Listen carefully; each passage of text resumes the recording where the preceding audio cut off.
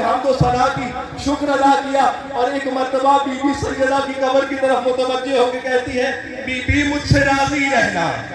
مجھ سے راضی رہنا بی بی، میں نے اپنے وعدے کو پورا کیا کہ جب تک میری اولاد باقی ہے تیرے حسین پر ایک زخم تک نہ آیا۔ میں کہتا ہوں کہ جب لاشوں کو اکٹھا کیا گیا اور سروں کو ٹانگا گیا، یہ روایت آپ کی سنی ہوئی ہے، یہ بس آخری جملہ ہے، کہتے ہیں کہ جب سروں کو نیزوں پر بلند کیا گیا نا تو بنی ہاشم کے ہر سر، جوان کے بچے کو، یہاں تک کہ علی اصغر کے سر کو بھی نیزے پہ بلند کیا، لیکن ایک سر ایسا تھا کہ جتنی مرتبہ نیزے پہ بلند کرتے تھے وہ گر جاتا تھا، جتنی مرتبہ بلند ہوتا تھا گرتا تھا۔ جب پوچھا گیا کہ یہ سر کس کا ہے، کہتے یہ کسی اور کا نہیں، عباس کا سر ہے۔ کہتے نیزے پر کیوں نہیں پھینکتا؟ کہتا عباس میں غیرت بہت تھی، نیزے پر جب سر بلند ہوتا ہے عباس کو اپنی بہنوں کے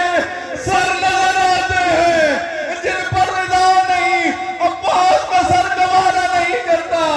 سر گر جاتا ہے نیزے پر۔ آخر اسی عباس کا سر ایک مرتبہ باندھا گیا رسی سے، اسی عباس کا سر ایک شقیق گھوڑے کے ساتھ لٹکا کر کربلا سے کوفہ، کوفہ سے شام، یہ پورا سفر عباس کے سر نے اس گھوڑے پر کیا، اور سر بلند تھا